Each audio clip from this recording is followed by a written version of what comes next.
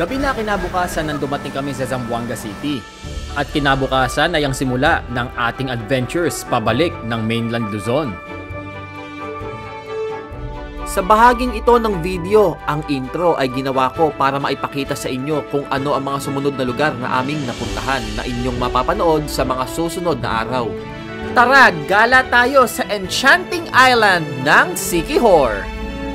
Tapos, diretso tayo, i-explore natin ang Cebu Island. Isa sa pinakapaborito kong lugar sa buong Pilipinas, ang tinaguriang The Queen City of the South, Cebu. At mula dito, tawid naman tayo at libutin natin ang isla ng Bohol. At tara, mangagto kita sa tinaguriang The City of Smiles, Bacolod City, dahil nung panahon ng punta namin dito, saktong pinagdiriwang din ang kanilang Mascara Festival. At pagkatapos, diretso tayo sa City of Love, Iloilo. At dumiretso rin kami sa tinaguriang Mango Capital ng Pilipinas, ang Guimaras Island. At puntahan ang ilan sa kanilang mga tourist spots dito. At mula dito, biyahe naman tayo papuntang Katiklan at tawid tayo ng Boracay Island kung saan mag-stay tayo ng ilang araw dito bago tayo tumawid ng Mindoro at magpunta ng Puerto Galera bago makarating ng mainland Luzon. Kaya tara, join naman kayo sa aming journey pa uwi at tayo maglakbay mula Tawi-Tawi hanggang Luzon.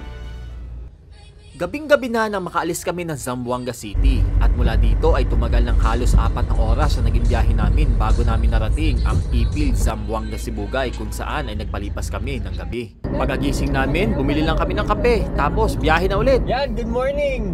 Mula dito sa Ipil, Zamboanga, Sibugay, magka-travel kami papunta sa Port of Dapitan.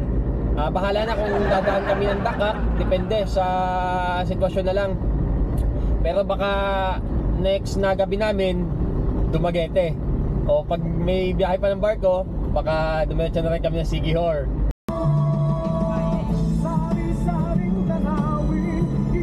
Ganito lang ang mga eksena namin hanggang makarating kami ng Dapitan. Habang nagbabiyahe, sound trip lang. Hindi kasi mawala sa amin yung inip.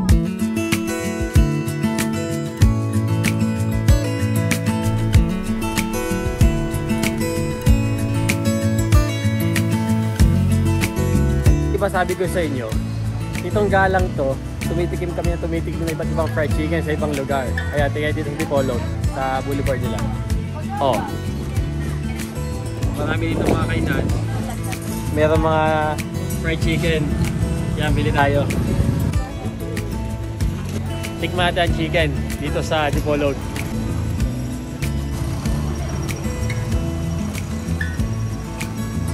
Ano to?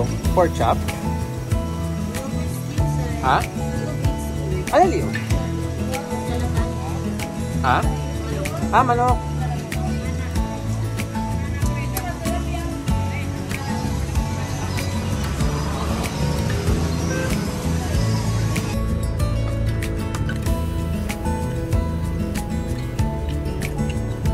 Saan nyo hindi? Hindi. Ginawa lang nila.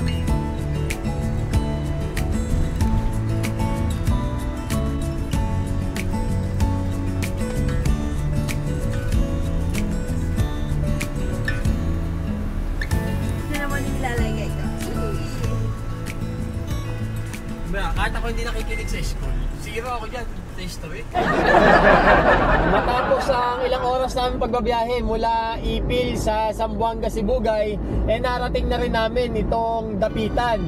At itong lugar na to ay napakayaman sa ating kasaysayan, sa istorya ng buhay ng ating pambansang bayani dahil dito sa lugar na ito huling umibig, huling tumibok ang puso ng ating pambansang bayani dahil dito niya na-meet yung taga Hong Kong, si Josephine Brackett. At saka nandito rin yung napakalaking mapa na ginawa ni Rizal para sa ating mga kababayan na mga pangkaraniwang tao. Dahil noong unang panahon, ang mapa ay nahawakan lang daw ng mga may matataas na pinag-aralan. Kaya ang ginawa ni Rizal, nung siya ay nandito, gumawa siya ng mapa para ipakita sa mga ordinaryong tao na kung ano ba ang itsura ng mapa ng Mindanao. At yun ay makikita mo sa tabi ng tore. Kaya pag umakyat ka sa bell tower nila, doon mo makikita yung kabuuan nung map na ginawa niya.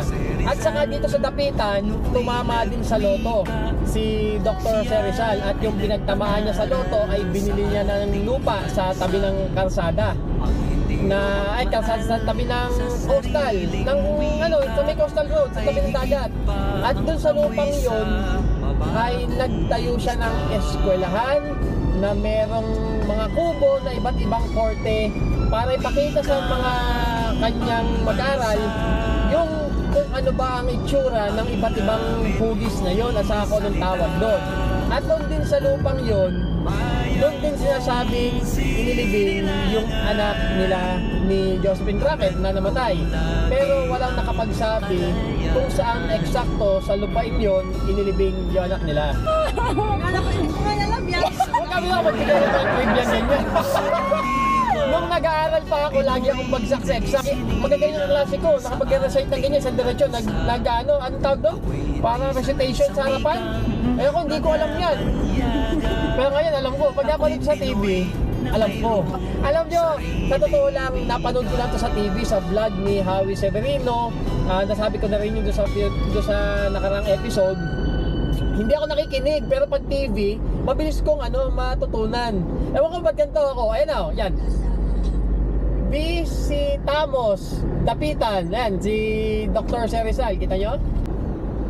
Visitamos. Parang sabi, parang kamukha ng Zamboanga, no? Saan tayo? Diretso? Oo, diretso. Diretso? Yan. At dito rin pala yung daan. Pamuntang Dakak Beach Resort. Oh, dati naririnig ko lang yung sa Itbulaga. I love Dakak. Ngayon, puntahan mo na. Baylan. Nandito tayo sa napakasaysayang bayan ng Dapitan. Ha? Bakit naman? Napakamakasaysayan itong lugar nating pinapasyalan ngayon, no?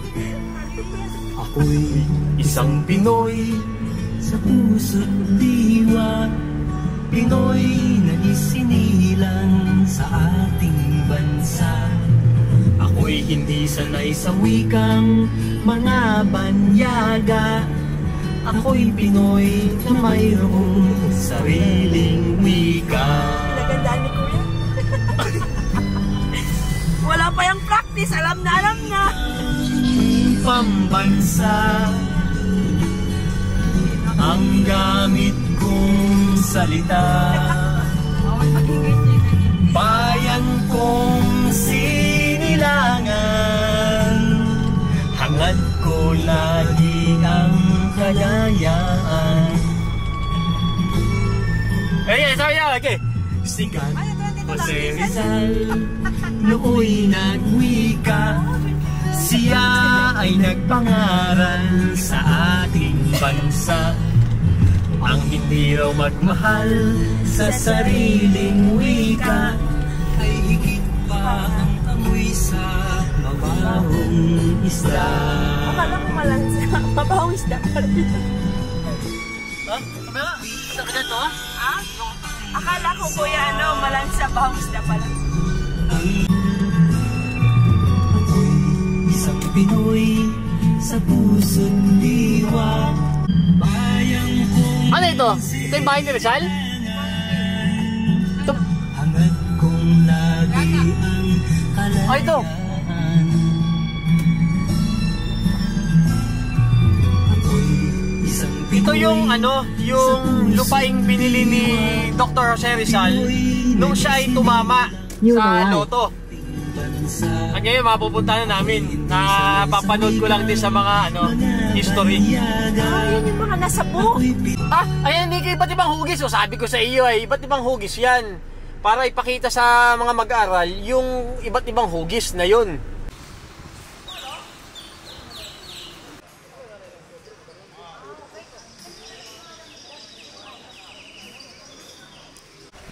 Ito yung lupain na binili ni Dr. Serizal dito sa Dapitan nung siya ay tumama sa loto. At ito yung lagi kong pinagsasasabi na nagpagawa siya ng kubo na iba't ibang hugis para ipakita sa kanya mga mag-aaral kung ano nga bang itsura ng mga hugis na yun at kung anong tawag doon. At ito yun. Yan. Ha? Mas meron pa isa dun. Ano isa na yun? Hindi ko alam kung... square. Oo, yan. Nagawa kasi siya dito noon ng paaralan.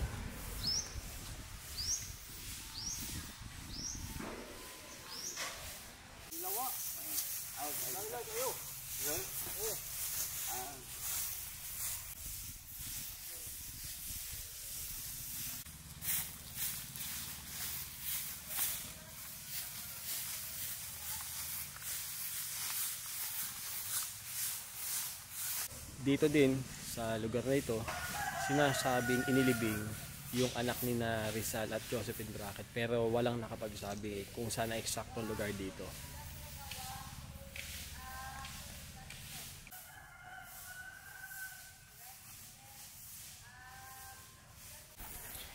Dito ay meron din nga palang pinagkakakitaan ang ating pambansang bayani noon, yung kanyang mga halamang gamot na ipinapalit niya sa, hindi ko alam kung anong kapalit nun, para sa papunta sa sa Europa, parang ganun, halamang gamot. Teka guys, huwag tayo maingay. Mukhang may nagte-taping din doon sa kubo.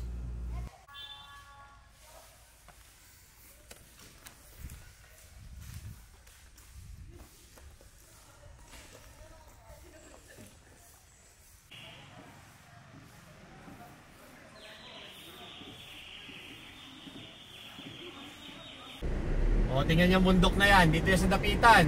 Para ka nasa, sa Bonggao, Tawi-Tawi, yung Bonggao. At syempre, sa Dapitan kami, pupunta na rin kami ng Takak. Parang bagong gawa lang tong kalsada dito sa, papuntang Takak. Medyo matarik.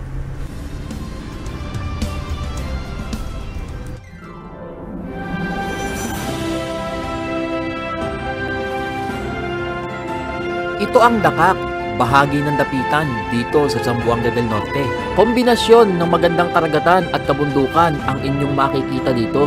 Ito ang bayan ng Dapitan dito sa Mindanao. Isang lugar dito sa ating bansa na may napakayamang kasaysayan. Isang lugar na maituturing na naging isa sa pinakamahalagang bahagi ng buhay ng ating pambansang bayani sa mga huling bahagi ng kanyang buhay. At dito rin sa lugar na ito, mas lalo kong naramdaman ang aking pagiging isang Pilipino.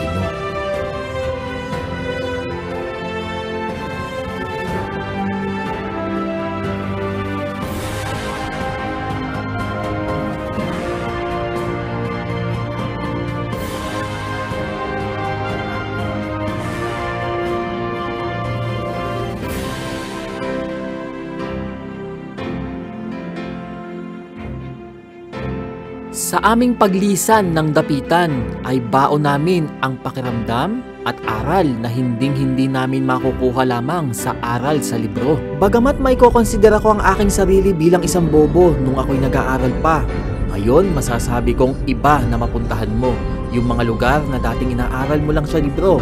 Dahil sa ganitong paraan, mas maiintindihan mo at mas mararamdaman mo kung ano ang mga history na nakapaloob dito sa mga lugar na ito.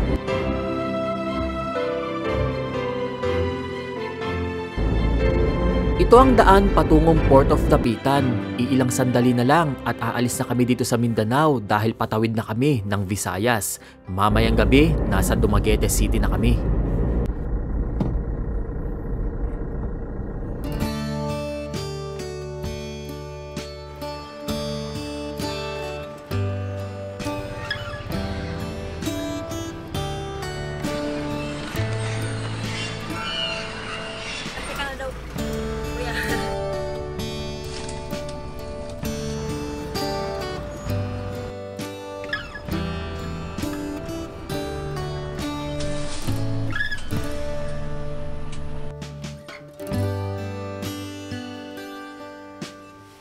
Dito na kami sa port, 8 PM ang alis namin dito at nakapila na kami.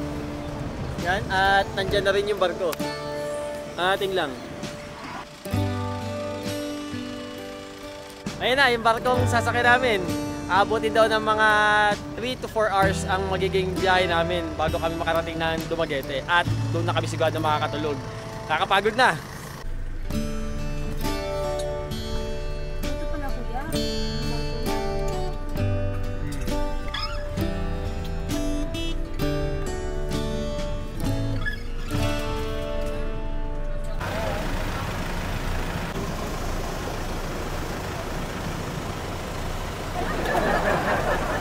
Fast cut galing biyaheng Dapitan Dumaguete. Ang mga kapatid na fast cut dito. Napakaseryoso ng mga tao dito. Mga pagod na daw. Sa mama ko, 5 months na lang uwi na ako. Taga saan ka, Brad? Ilocos, sir. Ilocos? Taga Laguna ako. Taga Luzon. Long ride din lang eh.